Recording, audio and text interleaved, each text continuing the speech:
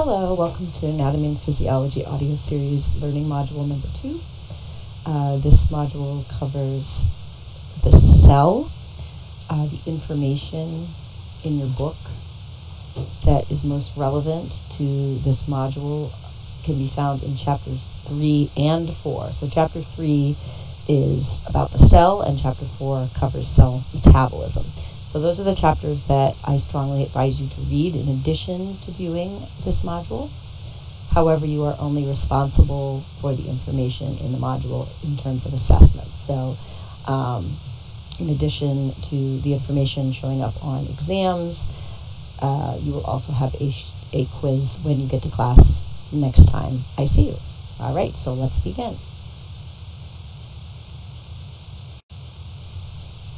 Remember that last mini lecture we discussed how the elements like carbon, hydrogen, oxygen, nitrogen, phosphorus, and sulfur, chinops, how those elements make up molecules like fats and carbs and proteins and nucleic acids. They make up these organic macromolecules.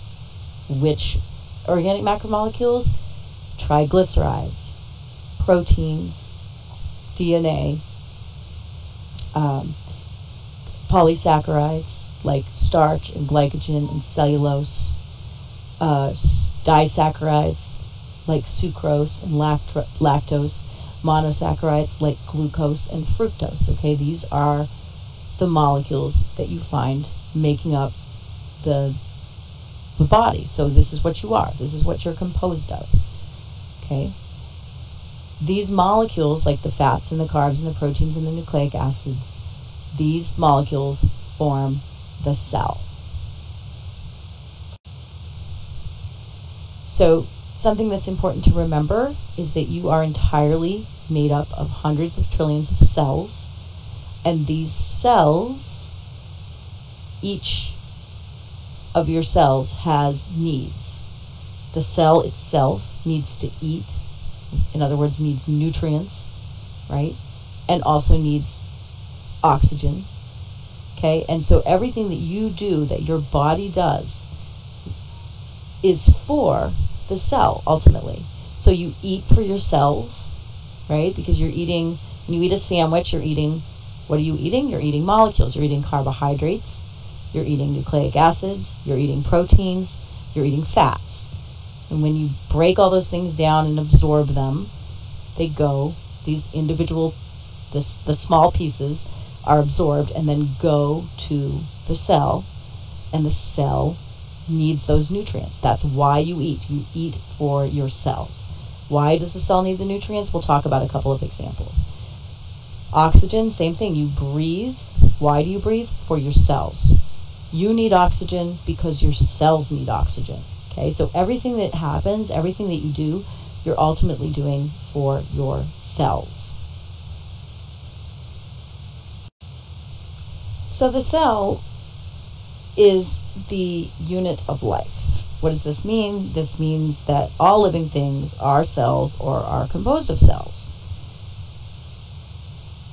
There's some examples of cells. If you look in the little diagram there, you have, in the upper left, you have some red blood cells. Those are cells. If you look to the right there, you have something called columnar epithelial cells. Those are all cells, different kinds of cells. If you look in the middle, you can see something called a bone cell, which you would find inside of bone. You have, in the lower left, you have something called a nerve cell. We also saw some diagrams in your book of different kinds of cells. So cells can look very different from one another. Cells in the human body are what are called differentiated. That is, they look different. They have different, when I say express different proteins, what I mean is that there are different proteins that you would find in different kinds of cells. So for example, you may or may not know that in a red blood cell, which is in the upper left, there's a protein in there called hemoglobin. Hemoglobin is a protein that red blood cells express. Okay, you don't necessarily find hemoglobin in other cells. You don't find it for example, in columnar epithelial cells, you wouldn't find hemoglobin. So they look different. They have different proteins that they express, or different proteins in them. They also have different functions. So, for example, if you look at a red blood cell in the upper left, we'll talk a lot about red blood cells when we get to the circulatory system. But just FYI for right now, red blood cells carry oxygen. That is their function.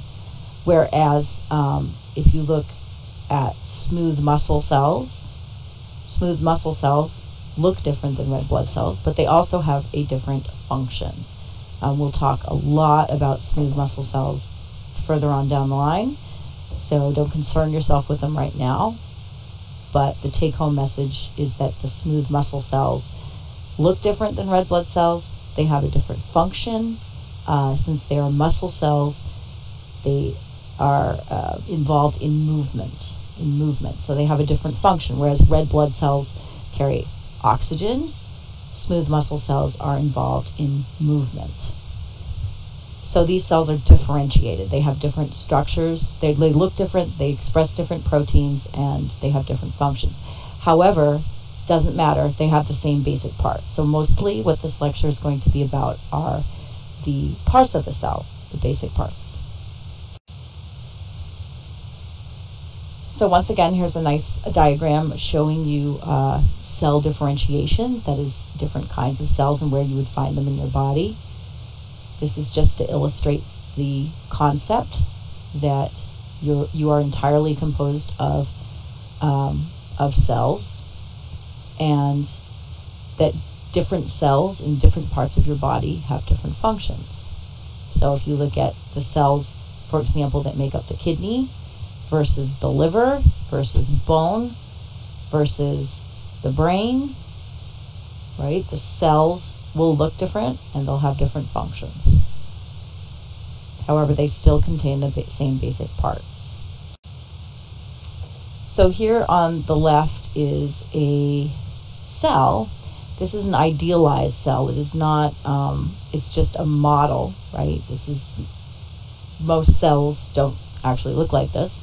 However, it's showing you the parts of the cell so that we can talk about the functions of each one. You should familiarize yourself first with a little bit about what they look like. Once again, it's a cartoon, so this is not how they actually look in real life. It's a representation of a cell. So take a few minutes to look over the diagram of the cell and familiarize yourself with some of the structures, because we're going to talk about each one. Also, I would like you to take some time to watch the video, and the video will just give you a little more information about cells and show you things in 3 dimensions, so that will be helpful for you to get a sort of a conceptual idea of what a cell looks like in 3 dimensions, which is actually, a cell is of course 3-dimensional.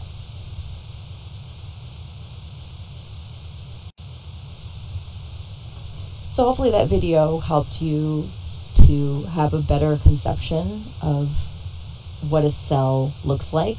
The video reviewed many of the parts that we're going to review.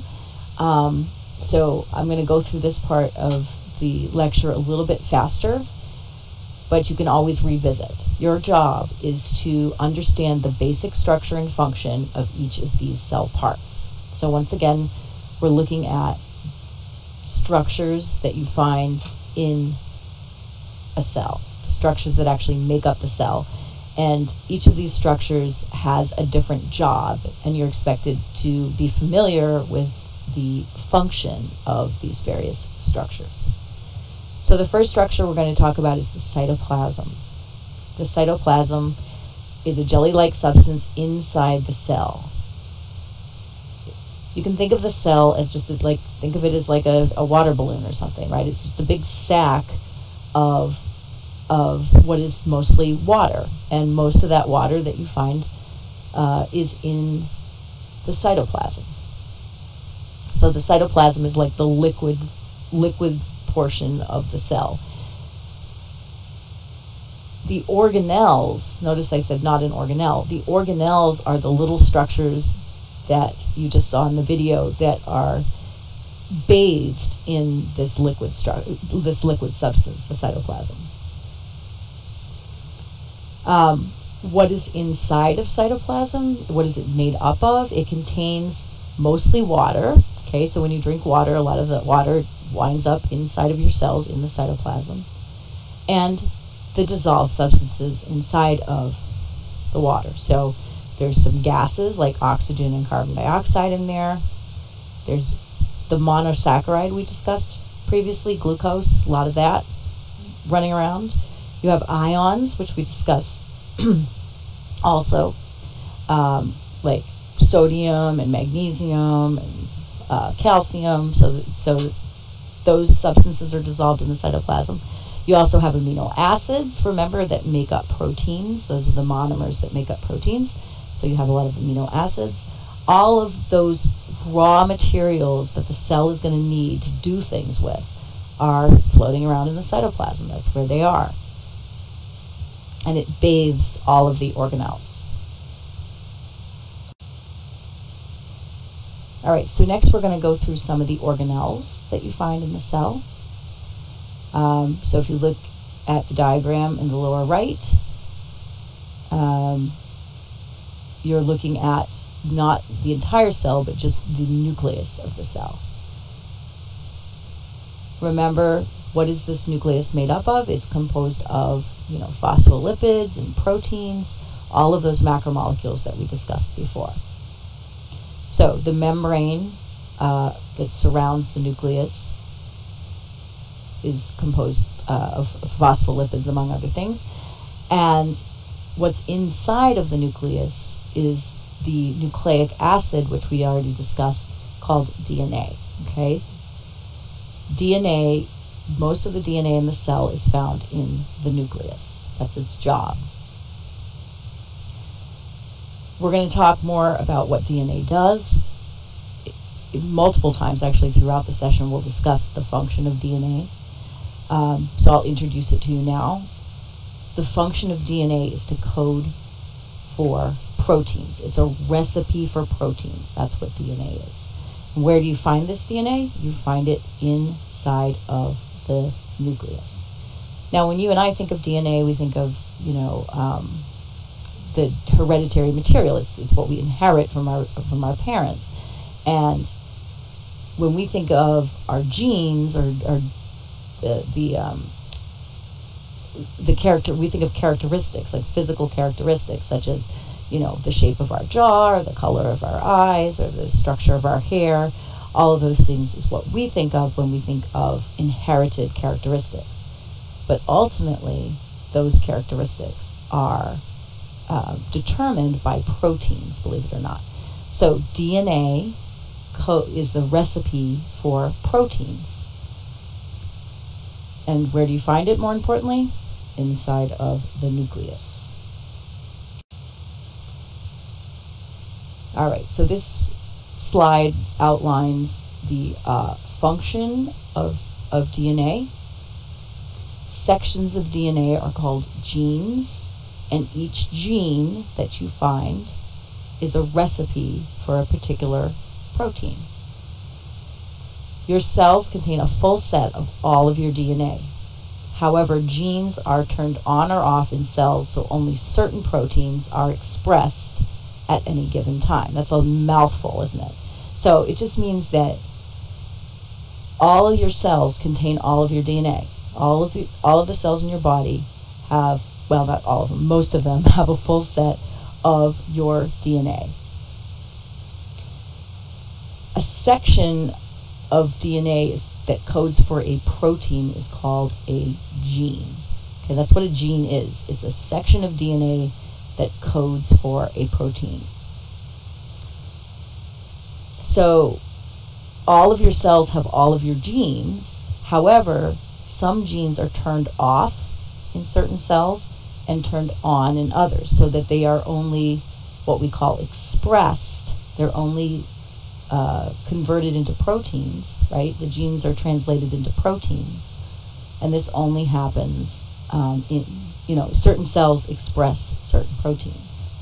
So for example, the gene for insulin is found in all of your cells. However, the gene for insulin is only turned on in certain cells of the pancreas, because the pancreas is the organ that expresses insulin. It produces insulin. Your brain cells don't produce insulin. Your muscle cells don't produce insulin, right? So insulin is a protein that is only expressed in the pancreas. However, your muscle cells and your brain cells contain the actual gene for insulin. Okay? So this is an important concept that you might want to think about a little more so you understand it.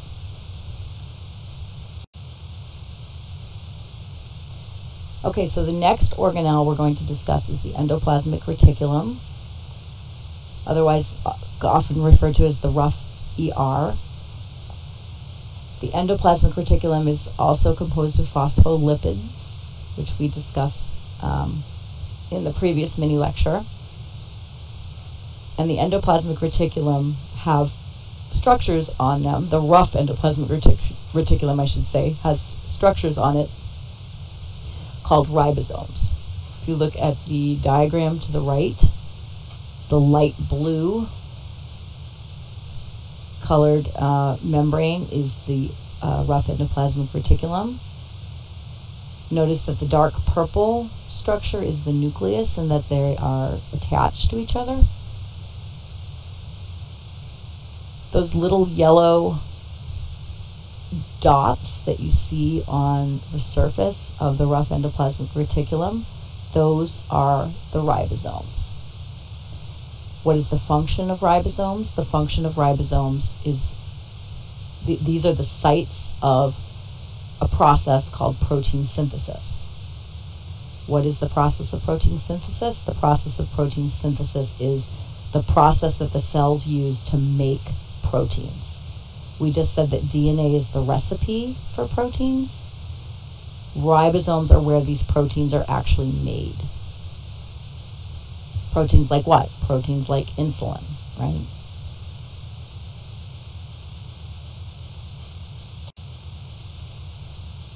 So I want to talk a little bit about the process of protein synthesis. You're not going to have to know the details.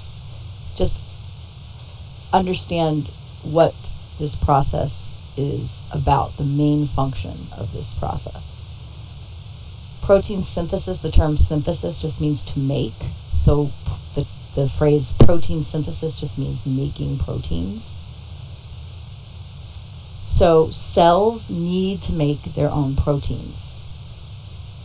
So red blood cells, for example, need to make hemoglobin, and pancreas cells need to make insulin. Okay, so cells need to make their own proteins. And proteins themselves, remember, are made from amino acids, or the little monomers that make up the polymer, which is protein, which we discussed in the previous mini lecture.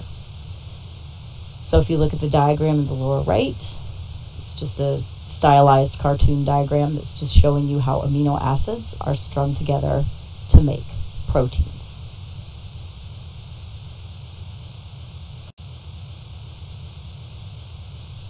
So examples of protein synthesis. Liver cells need to make a protein called albumin. Okay, so how do they make it? The cells make it by stringing amino acids together using the recipe in DNA. Pancreas cells need to make insulin, which we already discussed. Enzymes are almost always proteins. So cells make their own enzymes to assist with chemical reactions inside of cells. So these are just some examples of proteins that cells might have to make. How do they make them? They make them by stringing together amino acids using the recipe that's in DNA. That's how they make proteins. Where does it happen? On the ribosomes. All right, the next organelle we're going to discuss is the Golgi apparatus. If you look at the diagram in your lower right, that shows you up in the upper left corner is the nucleus. continuous there with the rough endoplasmic reticulum and the little ribosomes. Notice in the lower left how little vesicles, little pieces of the endoplasmic reticulum are breaking off. What do they have inside them? They have proteins inside of them, right? Because the rough endoplasmic reticulum, its job, the ribosomes on the rough endoplasmic reticulum, I should say, their job is to make proteins, right? So once they're done making proteins, then those proteins are packaged in these little things called vesicles. And notice the vesicles then are transported to the Golgi apparatus, which is on the right, which is a darker pink color. And the Golgi apparatus is then taking those proteins and it's modifying them. It's just adding things. It's like a processing plant, right? So the endoplasmic reticulum packages up the protein, sends it to the Golgi apparatus, and the Golgi apparatus just, adds some things or changes some things around before shipping it out, okay? So some people call the Golgi apparatus the post office of the cell because it does the packing and shipping part. So then the Golgi apparatus, if you'll notice towards the right, you can see that there are vesicles breaking off of the Golgi apparatus, and that those vesicles contain proteins. Okay, so the Golgi apparatus is then delivering, in this particular picture, it's delivering the proteins to the cell membrane or to the outside of the cell.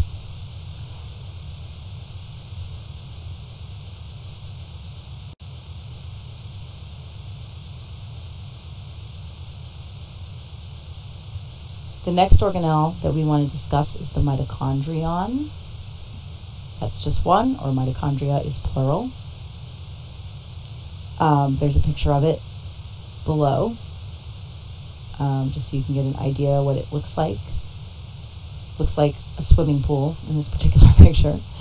If I had a swimming pool, that's what I would design it to look like. It's really kind of cool. Anyway, so the mitochondrion is called the powerhouse of the cell often. And the reason why it's called the powerhouse of the cell is because it's a little generator, is basically what it is. It generates the energy that's needed in the cell to do all the things that the cell does. So before we talked about how ATP is the energy currency of the cell. The energy currency of the cell, this ATP, is put together in the mitochondria. The mitochondria produces ATP. That's its job. How does it make ATP? Through a process that we're just going to review quickly. You don't have to know that much about it, just so you have a general understanding of it. We're going to talk about the process of making ATP that goes on inside of mitochondria, which is called cellular respiration. All right, so once again, we already discussed ATP, but here's some examples of what kinds of things cells might need ATP for. So nerve cells need ATP to conduct impulses. You may or may not know that the nervous system is responsible for sending messages through the body. We're going to talk about it in detail later on. But this is to send information, like for instance from information that you take, visual information that goes into your eye and is sent to your brain. That whole process requires the nerve cells that are involved. It requires a lot of energy to do that. So the nerve cells themselves make ATP in order to carry out that process. Muscle cells need ATP in order to contract. Anytime you bend, like say you bend your wrist, right? You're moving your muscles. And that process takes a lot of ATP. It's very energy intensive. So muscle cells have a lot of mitochondria in them. Kidney cells need to make ATP to move substances in and out of the blood. Cells lining the digestive tract need ATP to absorb nutrients. White blood cells need ATP to destroy pathogens. So these are just some examples. Like all the cells in your body need ATP to carry out activities. It's the energy. It's the way your cell packages, the way your cells package energy. Okay, so the process of cellular respiration goes on inside of mitochondria inside of cells. You just need to know the inputs and outputs of this process. Okay, and a good way to remember it is what's going in during this process is what you breathe and what you eat. Those are the inputs of cellular respiration. So most of you, I hope, know that you breathe in oxygen.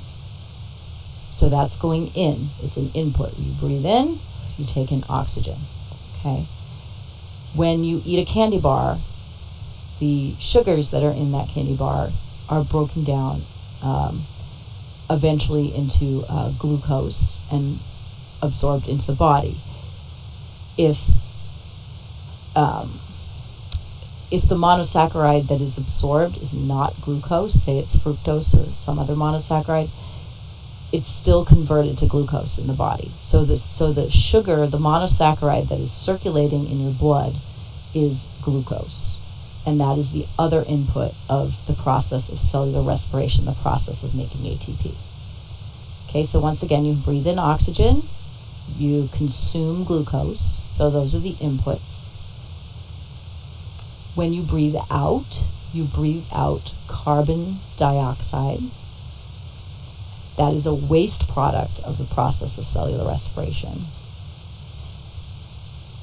There's a little water that's created. We're not going to worry about that. And then, of course, the entire process of cellular respiration, the point of it is to make ATP. So that's the other output. So if you look at the equation in the upper right of this diagram, you see the inputs are glucose and oxygen. The outputs are carbon dioxide, water, and ATP, which is the whole purpose of this process. Just FYI, for those of you that care, you will notice that if you understand the chemistry equation, which we're not going to go into, but if this is something that makes sense to you, you'll notice that there are 6 carbons in glucose, and that there are 6 carbon dioxides that you actually end up breathing out for each molecule of glucose. That's because those 6 carbons that were in the molecule are now getting breathed out. You're actually breathing those atoms, those carbon atoms out when you breathe out. So that's where those carbons go. When you break down glucose, the carbons actually leave as carbon dioxide. And the result is that you're making ATP. You're making the energy currency of the cell, the way your cells package energy. So that's the whole purpose of cellular respiration. So once again, inputs glucose and oxygen, outputs carbon dioxide and a little bit of water and ATP, which is the main purpose of this process. Where does this process happen? In the mitochondria of cells, right? So cells are making their own ATP. This is just showing you the same diagram, so the output of cellular respiration.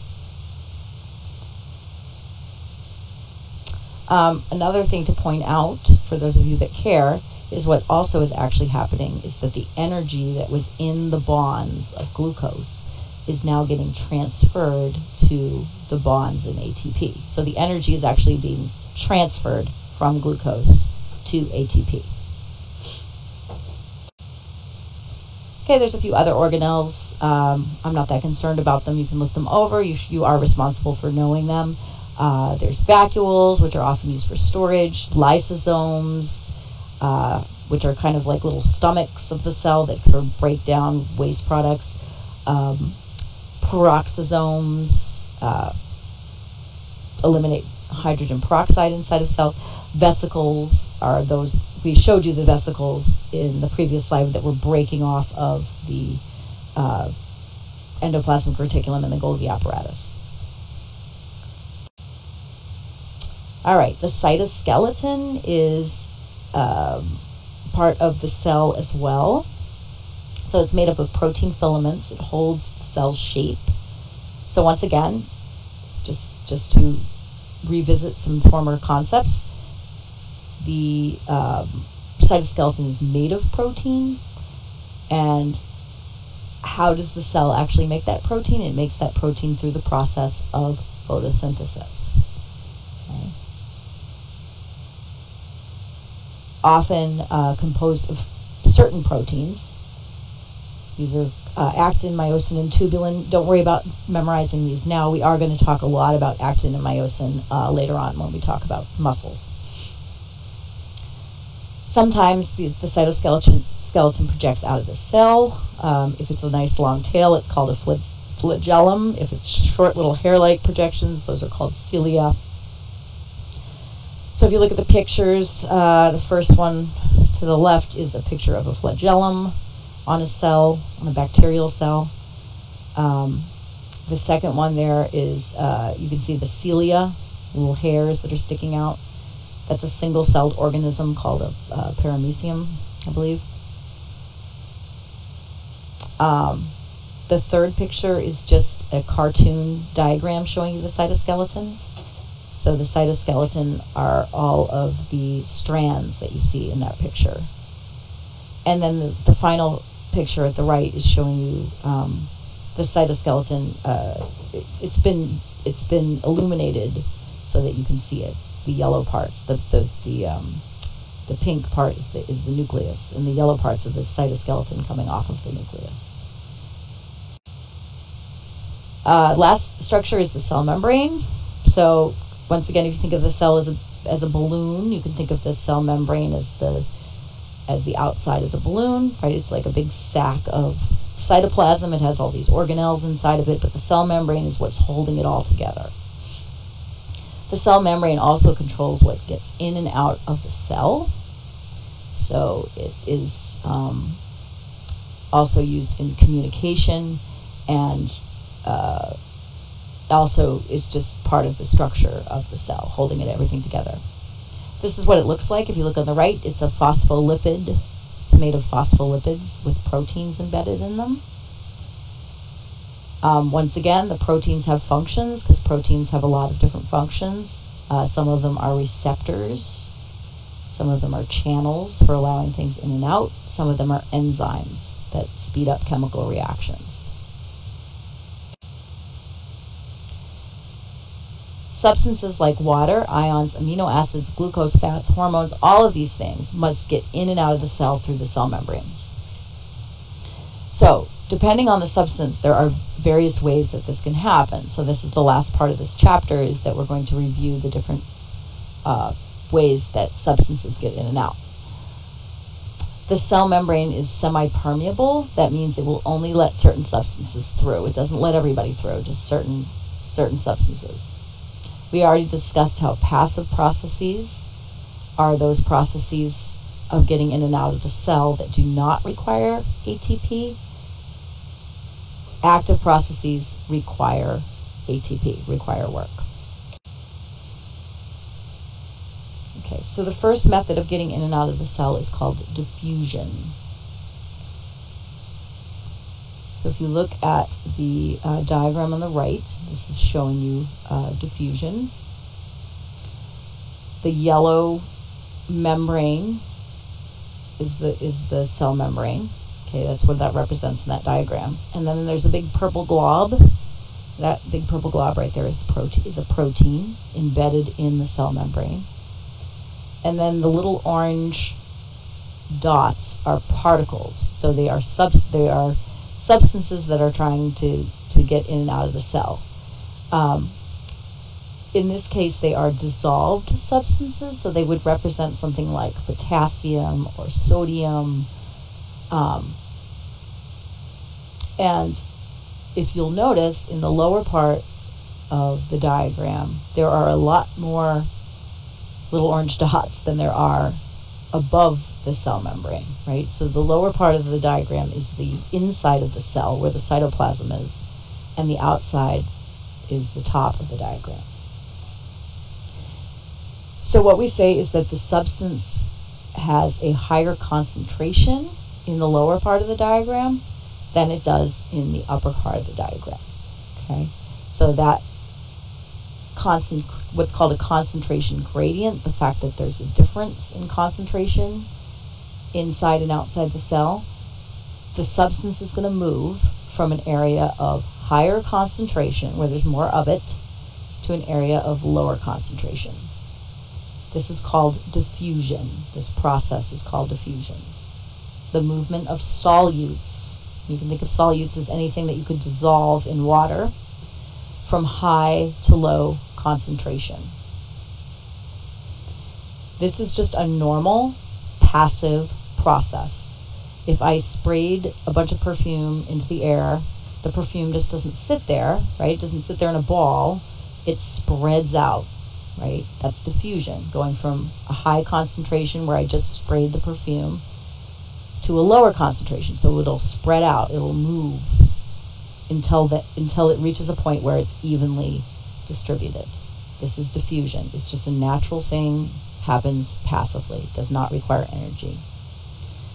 The picture, however, at the right shows you a purple blob, which is a channel.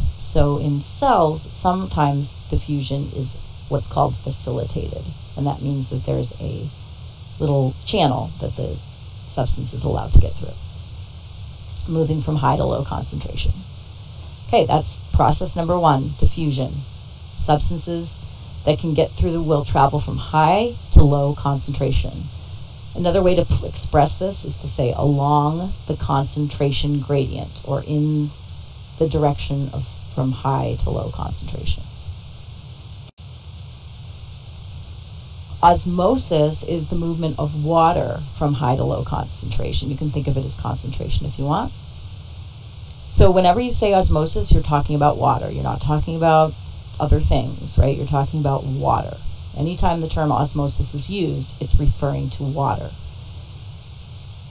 If you look at the diagram, you will notice that the blue dots are water molecules, are representing water molecules, and the big red dots are representing the solute. So take a second to make sure you understand that. Notice that if you look at the left side of the diagram versus the right, so splitting the diagram down the middle are some black lines. Those represent the cell membrane.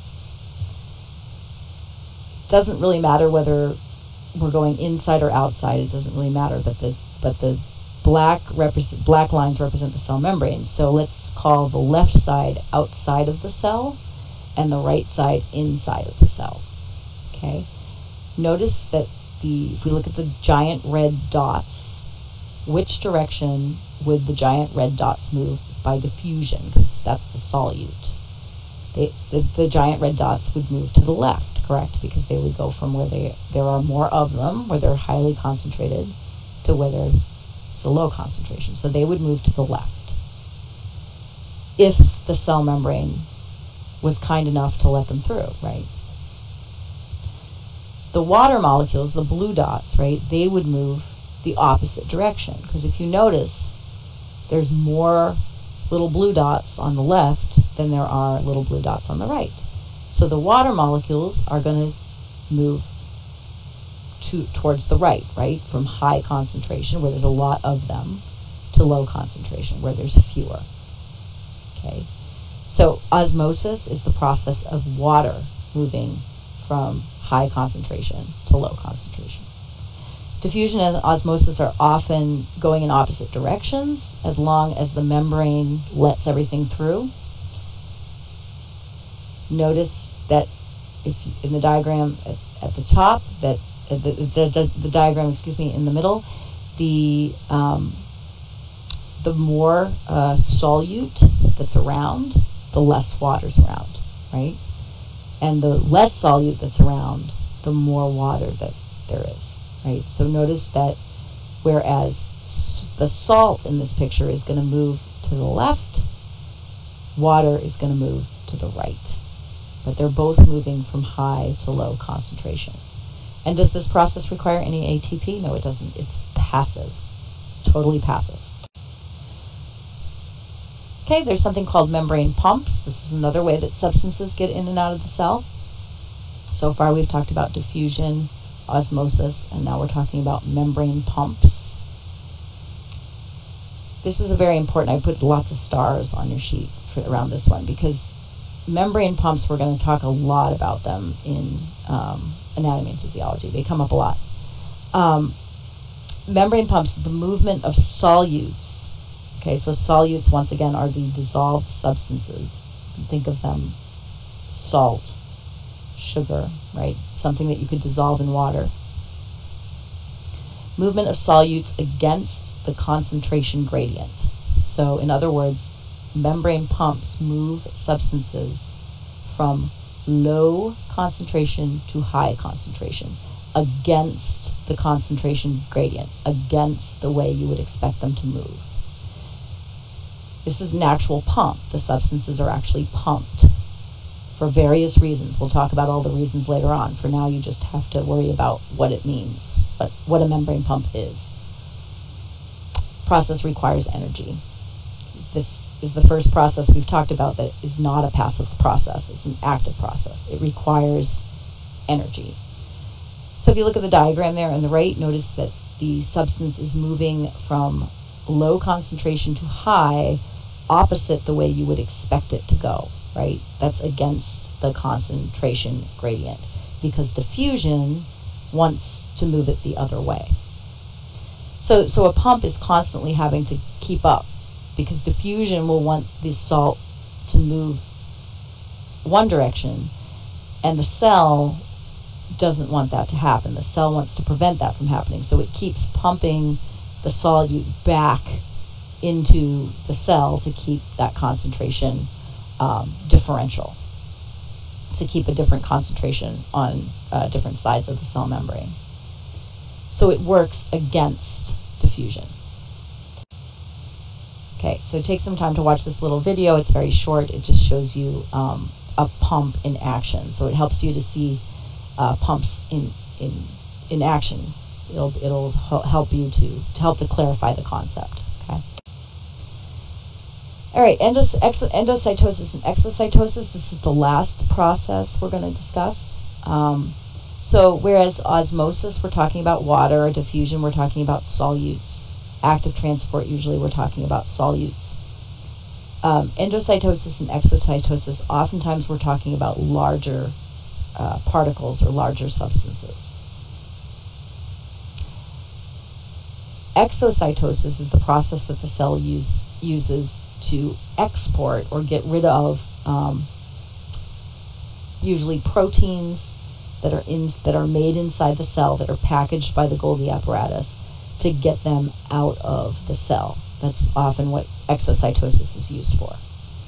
So the vesicles from inside the cell fuse with the cell membrane and are expelled. We already saw a picture of that in a diagram when we were talking about the Golgi apparatus. So an example, cells in the mammary glands, which are in the female breasts, right, make milk proteins. So there's certain proteins that you find in milk during lactation, and those proteins are produced by the cells of the mammary glands. How? Using the recipe in DNA. Those proteins are made on the ribosomes, they're sent to the Golgi apparatus, and then the Golgi apparatus ships them out of the cell through these vesicles. Okay, that's just an example. That's exocytosis. We're going to look at a picture of it next. Endocytosis is when substances outside the cell are brought in. They're brought into the cell, so they're taken inside. A good example of endocytosis would be a white blood cell. When it goes after a pathogen, it wraps around the pathogen and brings the pathogen into the cell. That's endocytosis.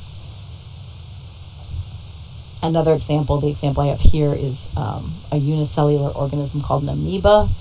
When it engulfs food particles, it wraps its cell membrane around the food particles, and then brings them into the cell. Here's some diagrams for clarification. Exocytosis is, notice that the vesicle has some stuff inside of it, probably proteins. The vesicle fuses with the cell membrane, and exports all of those substances outside the cell. So an example of that, like we said, would be your mammary glands producing milk proteins. Endocytosis, see, the particles are outside the cell. So an example would be if those particles represented pathogens. And then the membrane wraps around. That term invaginate, the membrane invaginates, just means it forms like a little pocket and brings the substances into the cell. And the substances then end up inside of the cell. In the case of a white blood cell, then those pathogens would be digested by the white blood cell and destroyed. Okay, so exocytosis, endocytosis. Are these active processes? Yes, they are active. They are not passive processes. They require ATP. Okay, last slide. Homeostasis, the body's ability to make a stable internal environment. We're going to talk about homeostasis almost every class, okay, so you'll get it eventually. Homeostasis is just the body's effort to keep a stable environment, internal environment, even though the external environment is changing, okay? The cells in the body can only function when the components of the internal environment are kept within a certain range. A lot of the cell's day is spent trying to maintain homeostasis. If homeostasis is not maintained, then that's when some disease processes can occur, when homeostasis is out of whack. But here's some examples. Maintaining a core temperature of about 98.6 degrees Fahrenheit, that's homeostasis. Your body works very hard to keep that temperature. If the temperature, goes even a little bit up or a little bit down, those temperatures are not temperatures that are conducive to life. So your body works very hard to keep the core temperature of about 98.6. This takes effort, right, to keep this temperature, because the outside temperature is going to change. Of course, a fever is something different. We'll talk about a fever later on, but your body does actually deliberately raise the temperature sometimes. Maintaining fasting glucose levels in the blood between 70 and 100. You don't have to know those numbers. This is just an example of homeostasis. If glucose goes up a little bit too high, then your body will try to bring it back down. If glucose goes too low, your body will try to bring it back up to try and keep glucose within that range. Okay, that's homeostasis. Blood calcium levels have a certain range in your blood that calcium levels have to be kept in a certain range. If it goes too high or too low, that can cause sickness, right? So your body works very hard to keep your calcium levels between 8.5 and 10.3. You don't have to know those numbers, but eventually you will, but that's where the levels of calcium are kept. So your body, if calcium's too high, your body will work to bring it down. If calcium's too low, your body will work to bring it up. Homeostasis. Okay, same thing with pH. Your body works to maintain a stable pH.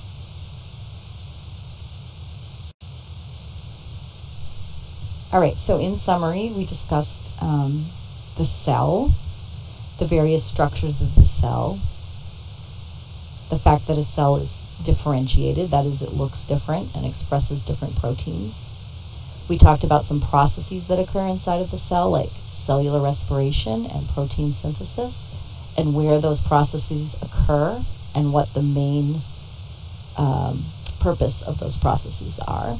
So you should know that. We also discussed methods of substances getting in and out of the cell. So you should familiarize yourself with diffusion, osmosis, active transport, exocytosis and endocytosis, and you should know if those processes are passive or active, and you should know what is meant by being passive or active. Okay. Passive processes don't require ATP, active processes do. You will have a quiz at the beginning of class over this material and the material in the previous lecture on atoms and molecules. This is the only time that you will have to watch two, and these two are particularly long. So hopefully the mini lectures will not be quite as long in the future. But you are responsible for this material, and you're expected to know it when you come to class next time I see you. All right. You may close the presentation.